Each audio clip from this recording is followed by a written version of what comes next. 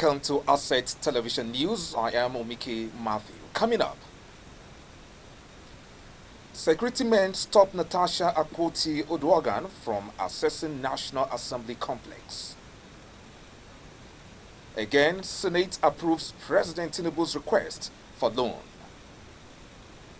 Nigeria Super Falcons beat South Africa, zoom into finals. For details of these stories and more, please do stay with us. And now the news in detail. Security officers attached to the National Assembly stopped Senator Natasha Akpoti-Oduogan from accessing the complex on Tuesday. Natasha, representing Kogi Central, says her suspension from the National Assembly was personally orchestrated by Senate President Godswill Akpabio. The suspended Kogi lawmaker defied the narrative of the Senate and stormed the complex with a large crowd of supporters, but was not allowed to gain access to the chambers. Senator Akpoti-Oduogan told journalists that her suspension, as ruled by the court, is excessive and did not stop her from resuming her legislative duties. I'm disappointed on two grounds. One is the number of armed policemen that we met outside, all well kitted with guns, charged at a female senator who is unarmed with her people here, patriotic Nigerians. And the second thing is the fact that the Senate, under the leadership of Godswill Akpabio, have decided to become lawbreakers, and by denying me entrance into the chambers to resume my duty. There's been some conversations in the media by his own team trying to twist the narrative that the judge did not order my reinstatement, and I'd like to clarify that. You see, pursuant to Section 318 of the 1999 Constitution, it is very clear that decisions of a court comes in 5 ways. It could be a judicial decree, it could be a sentence, it could be an order, it could be a conviction, and it could be a recommendation. So an order is just one of the 5 decisions that a judge can pronounce over any case, and mine tilt towards a recommendation. Now you would think that a recommendation is a voluntary, that means the Senate has either they comply or they have the right not to comply, but I'd like to clarify that. Again, if you go further to the to section 287 subsection 3 of the 1999 Constitution, again, it actually specifies in clear terms that decisions, that's any of these 5 decisions of any of the Nigerian courts, are binding and enforceable on every Nigerian and every authority. She also noted that the reported appeal against her is an aspect of the ruling by the Senate was incorrect as reported in the media, adding that Senator Akpabio was the only appellant in the court papers. The Nigerian Senate has granted approval for President Bola Tinubu's request to secure a comprehensive external borrowing plan exceeding $21 billion for the 2025-2026 fiscal years. This funding aims to support critical national development initiatives in sectors such as infrastructure, security, agriculture, and human capital development. The approval came after Senator Aliyu Wamako, chairman of the Senate Committee on Local and Foreign Debt, presented a report during Tuesday's plenary. The committee's recommendation. Based on the above findings, the committee recommends that the Senate do approve the President's request for a total facility for various projects and programs under 25-26 external borrowing plans comprising of $21 billion, $890,647,912, and €2,193,856,324.4.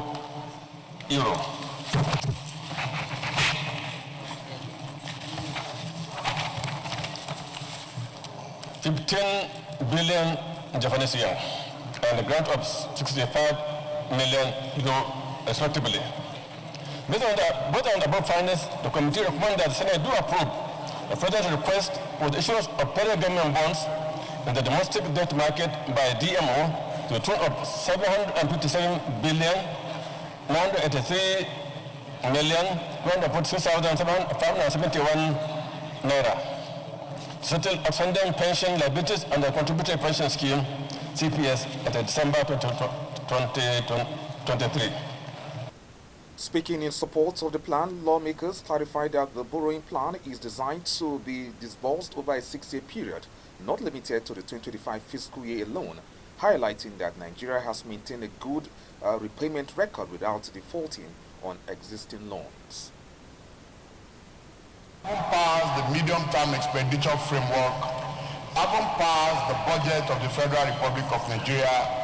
Next in line is the borrowing plan of the government for the financial year. As we are all aware that what we have as at the time we are passing the budget is a deficit budget. So how we make up for the deficit is combination of what we have in both the local and the foreign debt. And what we have here is a clear cut of what contained the borrowing plan of the federal government for 2025-2026 as highlighted in this report. For the first time, I have seen an elaborate provision made for money to be borrowed to build the Eastern Rail Line from Port Harcourt to Maiduguri. A provision that was put in the budget, $3 billion. I didn't need to look at any other thing to support this borrowing plan. Yes, because I've been on this chamber clamoring through motions that Eastern Rail Line corridor from Port Harcourt to Maiduguri should be reconstructed. Now, $3 billion have been provided for it. So this accords to the needs and desires of people who use that rail line. Among other things that I saw, the repayment plan, some of them have 20 to 35 years. It's not something that you borrow today and pay back tomorrow. So it gives the government the latitude to plan and they execute this necessary infrastructure. Some concerns were raised about the need for transparency and accountability in managing the borrowed funds, notably by Senator Abdul Nengi of Bauchi Central. However, Deputy Senate President Jibril Barau commended the committee's thorough work and assured that the borrowing process involved nationwide inclusion and scrutiny. Now, recommendation. Based on above findings, the committee recommends that the Senate do approve the President's request for capital raising up to $2 billion through the establishment of a foreign currency dominated financial instrument issuance program in the domestic debt market by the DMO toward the implementation of the Presidential Executive Order number 16 of 2023. Those in favor of the recommendation say aye. Those against say nay. The ayes have it. Thank you very much, members of this committee, and especially the chairman, for your job. The Senate leadership emphasized that all funds disbursed under this borrowing plan must strictly adhere to legal frameworks governing public finance, ensuring that they are used solely for capital and developmental projects. Over 30 chief executive officers from Egypt are in Nigeria to exploit opportunities for the mutual benefits of the two countries. The Egyptian Minister of Foreign Affairs, Immigration and Expatriate, Abdel Ate, who led the delegation, met with Nigeria's Minister of Foreign Affairs, Ambassador Yusuf Tugar, in Abuja, where we are among the areas the delegation is interested in, according to Abdel Ate, agriculture, pharmaceuticals, industry, energy, minerals, oil, and gas. Of course, my dear brother, as you correctly mentioned, I am accompanied with huge delegation representing private sector in Egypt, governmental entities as well, in all sectors, in different sectors, in infrastructure, in agriculture, in food security, in industry, in minerals, in oil and gas, in pharmaceutical products, because this is a giant sector in our cooperation, and we need to do more and more for the mutual benefits of our two great nations and our two great peoples. We are fully committed to work with you to enhance our relationship. There is a desire by the Egyptian companies to stay here and to invest here. Lamenting the present low level of trade volume between the two countries, he noted that the visit is part of efforts to boost Egypt-Nigeria bilateral relations. The Egyptian minister said the current trade volume between our two countries does not meet our correspond with the weight of two giants in Africa. And that's why I'm here upon instructions from President Sisi to give more push for enhancing our cooperation, especially bilateral. We have an excellent political relationship, but we need to translate it into a more robust economic and trade and investment relationship. Also consultations between the two biggest nations in Africa, Nigeria and Egypt, of course, to talk about different regional issues. This is extremely important, as well as global issues, because we are two super regional powers in our continent, and of course we have say on different African issues, but as well as global issues. And on his part, Nigerian Minister of Foreign Affairs, Ambassador Tugar, disclosed that there are lots of areas of interest that the two countries could explore, which, according to him, the Egyptian delegation will also be attending the Jigawa State Business Forum. He said that both countries are going to establish a joint commission so that all initiatives, including the Chamber of Commerce that the both countries have, will be subsumed under one umbrella. Is an elevation of our relationship, and it is also part of the initiative that the two countries are working on to strengthen ties, importantly to improve on our trade, because our relationship goes back many decades. In fact, it goes back to Nigeria's independence. We have instructions from our two leaders, President Bola Ahmed Tinubu and President Fattah al-Sisi of Egypt, to ensure that we improve the relations and that we work closely together, because we share a lot in common. Egypt says it is ready to do mutually beneficial businesses with Nigeria. It's about time now to go for a quick break. When we return, we'll bring you more stories. Please do stay tuned.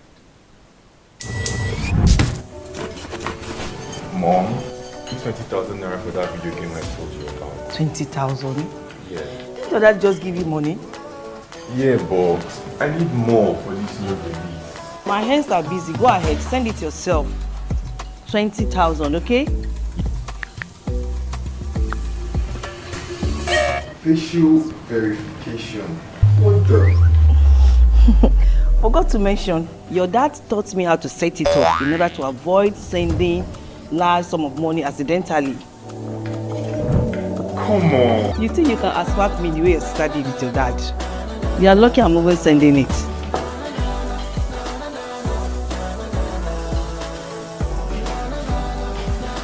This boy. With Opay's large transaction shield, Welcome back to Asset Television News, and now the rest of the stories. Chairman of the Universal Basic Education Commission and former Nasarawa State Governor, Senator Umaru Tanko Al-Makura, has been honored with the Media Personality of the Year Award 2025 by the Nigerian Union of Journalists, FCT Council. The prestigious award was presented during the NUJ FCT Press Week, an award ceremony held on Tuesday at Transcorp Hilton, Abuja, themed Journalism in the Changing World, Press Freedom, Media, Democracy, and Society. In his keynote address at the event, Senator Al-Makura, also a former media practitioner, emphasized the indispensable role of a free, responsible, and well-supported press in sustaining democracy, transparency, and accountability. I have seen firsthand how the press functions, not only as the mirror of society, but as its conscience. Journalism is more than reportage. It is the lifeblood of public accountability, the keeper of transparency, and the vessel through which democracy breathes. At the heart of every democratic enterprise lies the well-being of the people. Al-Makura adds that journalism is more than reportage, but the lifeblood of public accountability, the keeper of transparency, and the vessel through which democracy breathes. Speaker of the House of Representatives, Tajuddin Abbas, who was represented by Honorable Patrick Umar, reflected on the National Assembly's recent Open Week engagement with Nigerians as an example of democratic participation, and urged the media to strengthen collaborative fact-checking mechanism to curb fake news. There's violence against women and girls, and most especially the current nationwide agitation for special seats for women in the legislature, which is receiving massive support from Nigerians and members of the House. Through collaborative efforts with civil society, they have amplified legislative attention on gender justice and social inclusion. As Speaker, I am proud to work alongside such dedicated legislators whose passion and leadership continue to inspire progress across all sectors. Also speaking at the ceremony, the Minister of Housing and Urban Development, Architect Ahmed Musa Engiwa, unveiled plans for a journalism village in Abuja as part of broader efforts to provide affordable housing for journalists. At the Federal Ministry of Housing and Urban Development, we take this ideal seriously. We consider the media a key partner, not just in spreading the word about our programs, but in helping us do better, whether it's our work on the Renewed Hope Housing Program, the National Urban Renewal Initiatives, or our push to make housing more affordable to all Nigerians. We welcome your scrutiny and your stories. We want Nigerians to see that we are doing what we are doing, but more than that, we want them to understand why we are doing it, and no one is better placed to help tell that story than you, the journalist. The FCT NUJ. Chief Intufam Hilad Etta, Chairman of the National Youth Service Corps, was honored as a patron of the NUJ FCT Council and pledged continued support to the union's development. Chairperson of the NUT FCT Council, Comrade Greziki, said the press week was not only a time to celebrate, but also an opportunity for introspection and rededication to national development. The FCT NUJ's unwavering commitment to professionalism, integrity, and the welfare of journalists not only strengthens public trust in the media, but also reinforces the values of accountability and transparency that we cherish in our democratic institutions. I commend our council under my able leadership for our continued effort in upholding these values, promoting unity and fostering an inclusive environment for all. We are gathered here not merely to mark a date, on the calendar, but to honor the enduring relevance of journalism in shaping our democracy, informing our citizens, and preserving the values that bind our society. The event was graced by former chairman of the NUJF City Council and other personalities, including Professor Muhammad Menoma Akaro, former Vice Chancellor of Nassarawa State University, and Mr. Sunday Dari, Senior Special Assistant to the President. And now to sport news now. Nigeria's Super Falcons have secured a spot in the Women's Africa Cup of Nations WAFCON final after a thrilling 2-1 victory over defending champions South Africa. Michelle Alioze's stunning late goal in the 94th minute sealed the win, sending the team into the final against either Morocco. The Super Falcons started strong, dominating early proceedings, but South Africa's defense held firm with crucial saves and a goal line clearance.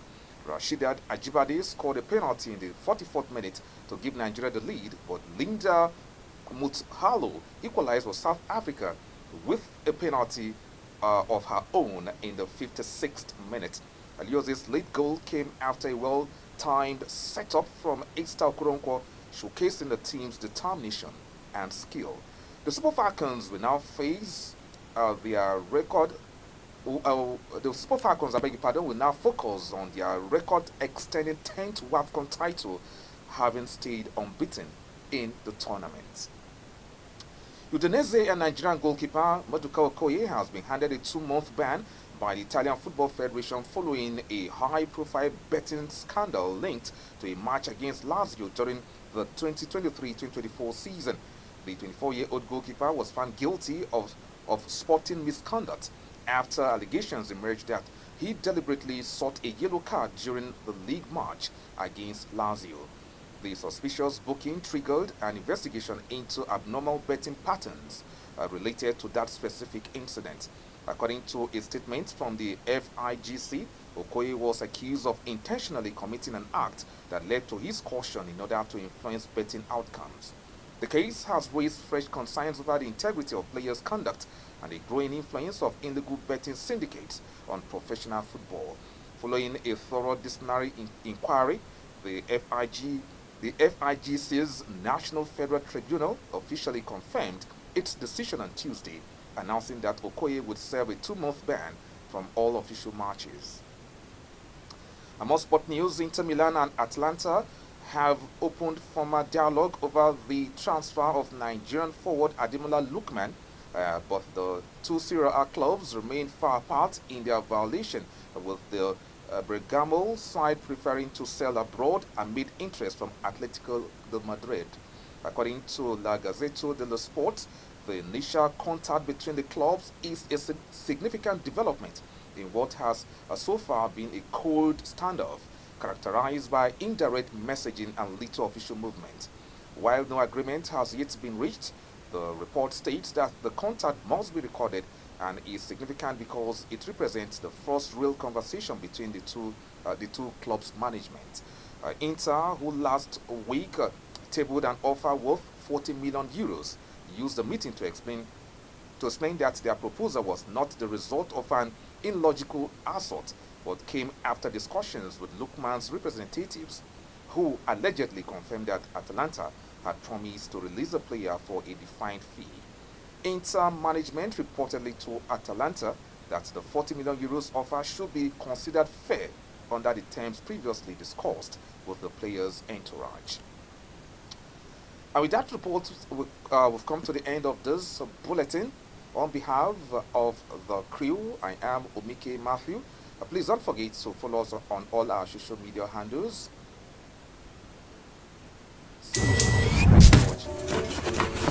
Mom, yeah, 20,000 naira for that video game I told you about. 20,000? Yeah. Didn't that just give you money? Yeah, but I need more for this new release. My hands are busy. Go ahead, send it yourself.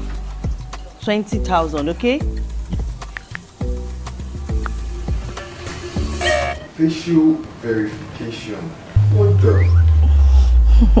Forgot to mention, your dad taught me how to set it up in order to avoid sending large sum of money accidentally. come on. You think you can asphalt me the way you studied with your dad? You are lucky I'm always sending it.